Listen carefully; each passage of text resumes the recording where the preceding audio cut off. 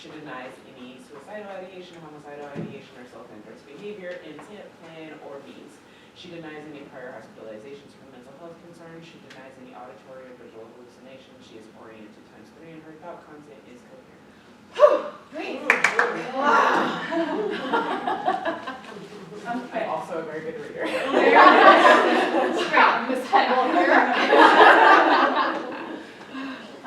So we're going to be paying attention to these questions here as we go through the role play here. How did the clinician gather trauma information? What information was obtained that is pertinent to reproductive loss?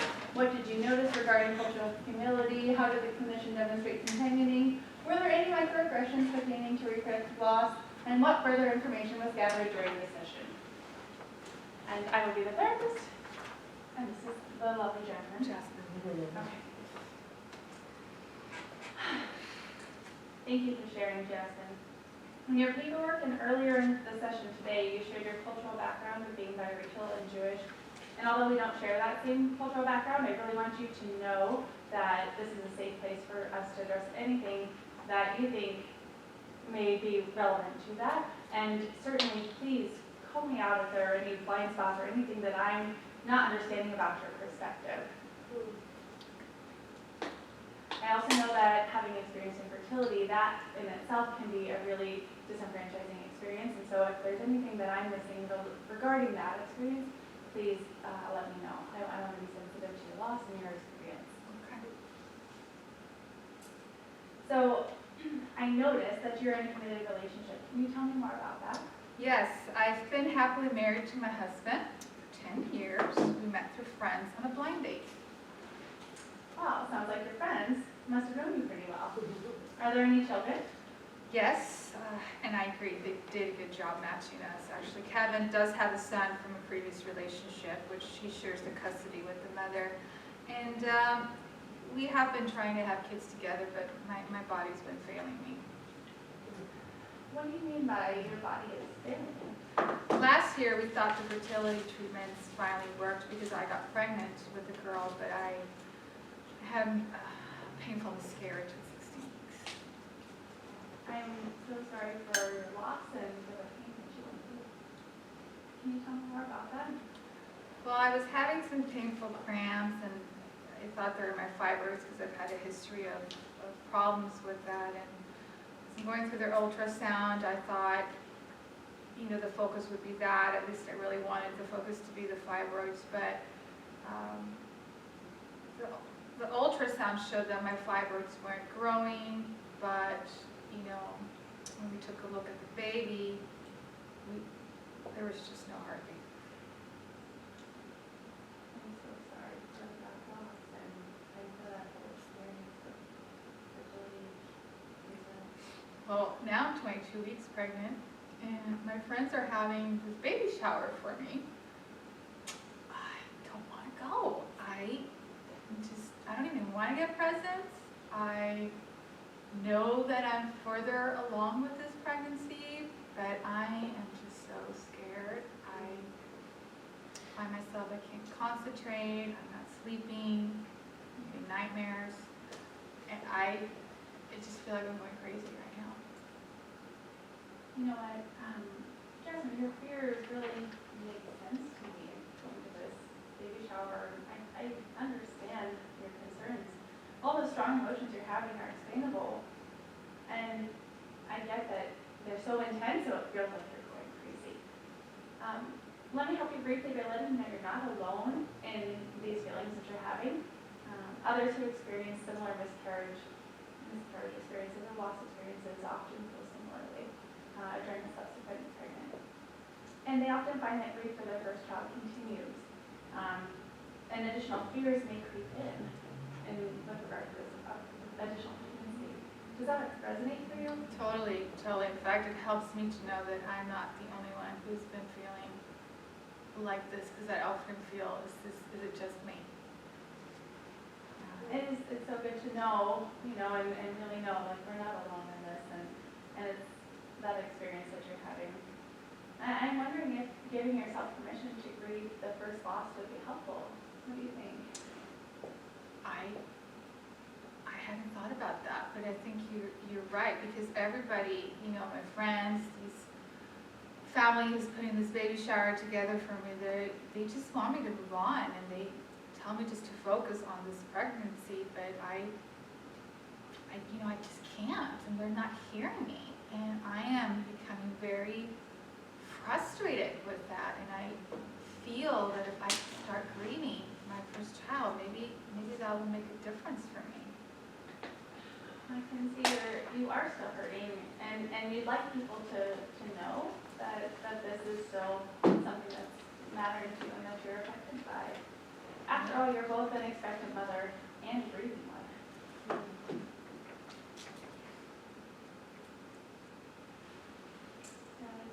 Does Kevin know how you feel? Mm-hmm. Yeah, he's being my rock, and I know he feels it. We talk a lot, and he's my best support right now. I'm so glad you have that support. Yay! Let's shake it off. Let's shake it off. Okay. So any thoughts on that experience there? What did you notice? I like the way you say you're both a grieving mother and an expectant mother. I know, right? That was love. Wasn't that? Both and, right? And so, oh, yeah, and I can do both. I'm like, It validates those mixed emotions. I'm like, I had to laugh at myself because I think I zoned out a little bit just because when Jasmine started telling her story about being pregnant again and then not wanting, like her friend's about to go to her baby shower and her not wanting to do it, it reminded me of a client that I worked with who had the exact same experience. She was pregnant with a girl. Oh, get out. Oh my gosh. She was pregnant with a girl. We're not breaking confidentiality here, okay? Well, she wasn't that old unless you changed your name. But she was pregnant with a little girl, and she made it, I mean, she was much further than 16 weeks though. She was almost full term, and went in for a checkup, and like the baby was stillborn. So she like had to do that, and she did it all by herself, like, cause she was going on for a routine checkup. She didn't do anything. So it was really scary for her. So then she got pregnant with her second child, and that was when I started working with her. And so she had all of these emotions around not like being pregnant again, and she still hadn't really dealt with losing the first child. And so the same thing, she didn't want to have any baby showers, she didn't want to buy anything. She was, the whole time I worked with her, she did not buy anything until the baby was born. And then when the baby was born, they bought everything. Because she was like, I just want to make it through the pregnancy. I don't want to focus in on, I don't want to assume anything. She's like, I just want to actually have the baby. Well, I mean, she had that baby, and I was there for her having her third baby, so I mean, it was good. But it was just like my mind was then in that, and so I was like, that's so funny how that really has happened, and it was real, and I like lived through it myself.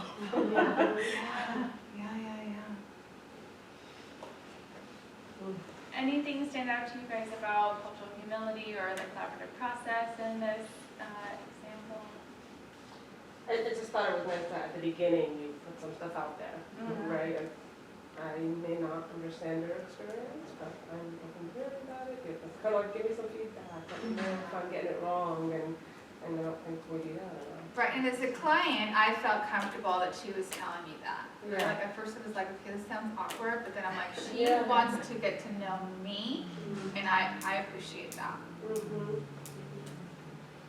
I appreciate that it's different than I normally tend to do it. I mean, I think, I was talking about this earlier, being like a Black therapist, I see a lot of people who aren't Black, but then I get people who specifically want to see me because I am Black.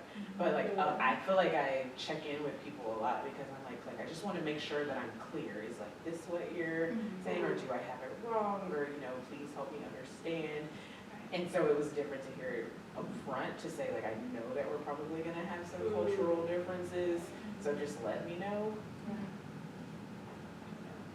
Right, and it doesn't mean that you don't check in also, like, am I getting this right? But to be able to kind of set the stage, right? Like, we can talk about those things here, I can handle it, right? And I certainly don't want to make you more uncomfortable, but that's already is.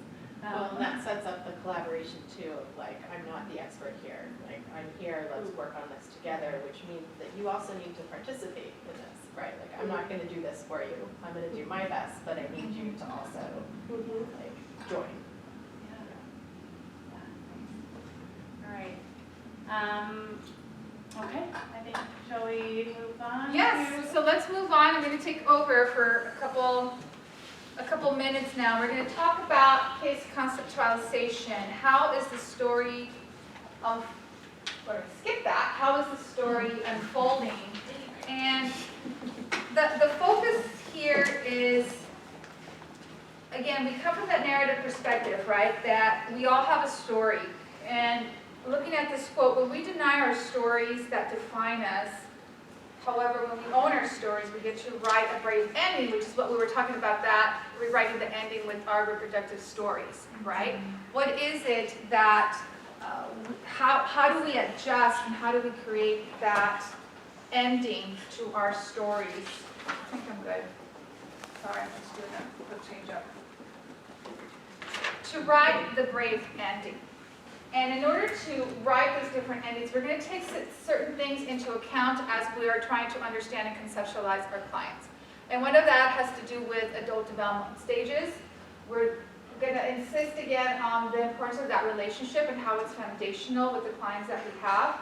We're going to add to that understanding more of the common expressions or emotions for the reproductive loss, how trauma bond can come into play with our clients, when to differentiate between grief counseling and grief therapy, and what diagnosis do we need to work with, right, or consider at least. Some of us maybe have the luxury of not having to diagnose, woohoo, good for you, but some of us do, right, for billing purposes. So what would that look like? And again, we'll talk about additional evidence-based theories to help us in the implementation of our treatment plans. So if you take a look at your handout that talks about developmental stages, we have Erickson, and then we have another one on Robinson. And I know that may sound maybe, like college basics, but let's just review a little bit. And part of the reason why we're doing that is because we need to consider where in their adult developmental stages there has been a challenge that prevented them to go from mastering one stage to the other, right? And again, where is the outcome that was expected? When was it, is the word intrincated? Is that a word? Intrincated? Intrincated. It's not introncated, no, not even in Spanish. I'm coming up with my own language here. I don't want to use awry, but where it became problematic, can we use that? It almost sounds like Interrupted, maybe? Do we have a prize here? Extra sandwich. Take an extra sandwich. Truncated works. Truncated. I know, that's That's why. Truncated. It's the No, you get the word. It's a truncated word. You're close. All right, you all get me. I Combine so appreciate that you laugh with me. I do. Okay. All right, so interrupted, truncated. That's where I'm getting at. So let's focus on intimacy and isolation. Do you guys remember this? Intimacy versus isolation. So this, according to Edgar 6, happens in the earlier parts of the adult phase, right? 20 to 24 years of age. With intimacy, we are trying to focus on relationships, right? What does those look like for us? Are we entering a committed relationship versus a casual relationship? Are we looking into a lifelong bond with someone? When those things don't start developing or manifesting in a concrete way between those ages, the result could be that of isolation, okay? And if you think about our college students who have their losses, mostly abortion more than miscarriage at that phase, we see a tendency that when that intimacy with the partner doesn't take place, that the isolation happens, right? And they may or may not get stuck with it. This is part of how we're conceptualizing, right? Is this a possibility or not? Now, if we jump forward another adult developmental stage where we can see that truncation, Is that truncation? Would that work? I am so stuck with this word. I am so sorry.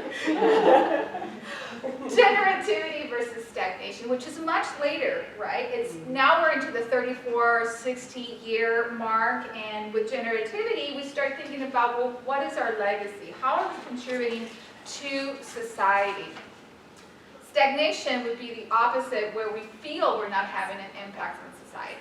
So if we see that the loss has occurred in this stage, it makes sense to understand developmentally they're stuck in this particular phase, right? Now, if we focus on Levinson, so take a look at Levinson.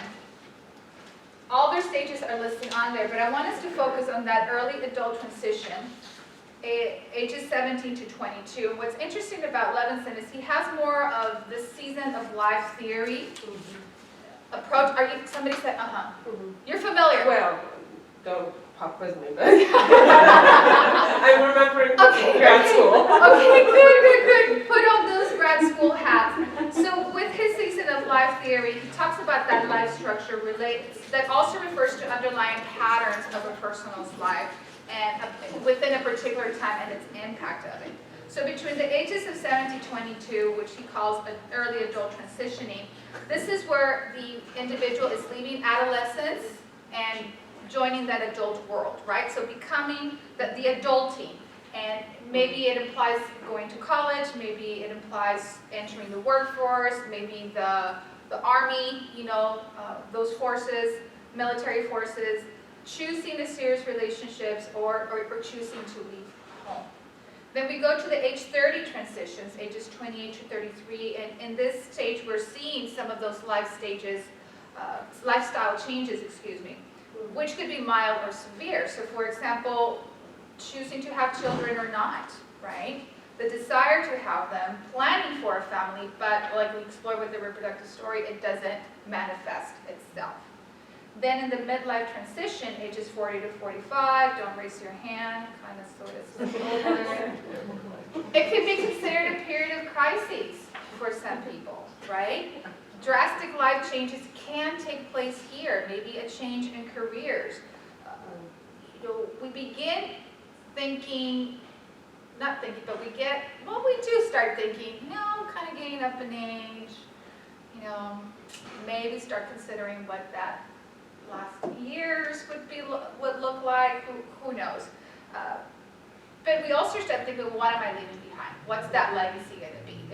Is my legacy going to be through children, or is it going to be through the work that I do? What is that going to look like? Which takes us to the last stage with Levinson, and that is of the late adulthood, ages 60. And again, that reflection on life, what have I left behind? What do I have to look forward to? If there's a religious outlook on life, or even a philosophical look of where am I heading once I die. And one of our co-trainers talks about having worked in this nursing home and noticing that one of the women there was often sad and anxious. And after being curious and exploring the layers of what was going on, she was remembering a miscarriage that she had on earlier and how she had not processed it. Or we think about, empty nesters and how now they tend to have a little more time to think because they're not so busy with the lives of their families and all that. And sometimes that when the triggers of their reproductive loss kicks in, okay? So these are concepts to help us understand again, where are we in understanding where our clients are coming from, right? Are they stuck in a particular stage? Whether we share that or not, it's up to you and your own clinical style. Something else to consider is the impact of those relationships individually, collectively, and therapeutically. And we talked about how it is such a unique situation, right? It's such a unique process from person to process loss, to process grief. And the traditional healing has that approach, but we can't forget that there's a collaborative impact, right? That as a therapist, you may be impacted, but you are going to companion your client. That there's a family involved, that there's a community involved that also can help with the grieving, that may also be in need of healing as well. But the primary role here, the key here, is your relationship with your client. What does that look like? And a lot of it is based on the work of I'm escaping his name, what's his name? Or relational cultural therapy, which we're going to talk about in just a minute. But it wouldn't surprise you then to understand the high percentages that were done by this study that reveals that the success of the outcomes in therapy have to do with the client and your relationship, okay? That's really the key here. So if anything, become an expert in how you relate to your client, how you companion your client. What is it that you are doing to promote that rapport, to promote that trust and safety? And I can think of one of our clinicians, or our trainers, excuse me, who was working or receiving a CE course on trafficking. You guys know about trafficking, right? And it was discovered that there was one particular woman who had such a difficulty was wanting to go through all the physical tests that they have to do, and was very uncomfortable, was fighting off the medical personnel until this nurse decided, you know, I'm going to call a SANE nurse to help her out. And SANE nurse starts with a sexual assault nursing examiner, and this nurse, as she comes in, she sits across the client, and she looks very comfortable, takes this very sit back approach, starts wiggling her legs, kind of like what I'm doing, and just really meets her with where she's at, and recognizing, this looks like it's such a scary process for you, and I get that. I get that this is going to be difficult for you, but the hospital has certain procedures that they just have to get done. So I'll tell you what I'm going to do for you. And she leans forward, right? The body language has so much to do with the way that you relate with people. And I'm going to give you the choice of dressing in this restroom. I'm going to give you these 2 warm blankets. Take your time changing. When you're done, when you come out, I'm going to hand you this other warm blanket. I'm going to sit right next to you. I'm going to walk with you the entire way. And if you want me to, I'm going to hold your hand. And just to reassure you that you're not doing this alone, that I'm going to be there with you. Would that be of help to you?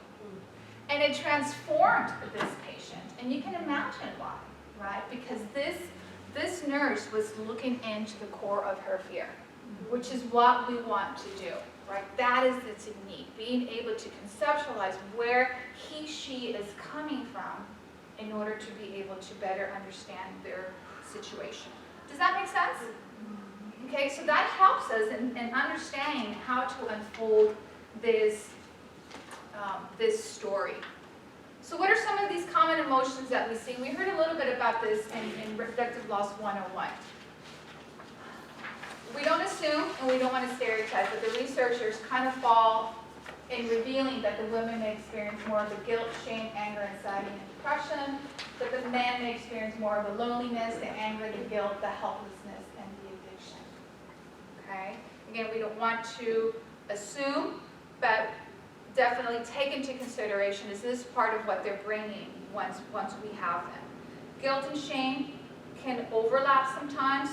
The ways that we can differentiate between them is that the one who's feeling guilty often tends to feel agitated, regretful, remorseful, seeks to apologize or take reparative action, whereas the one who feels guilty tends to feel, or shameful, tends to feel dejected, small, exposed and helpless, powerless, and seeks to hide or escape. Okay, sometimes angrily retaliates with others.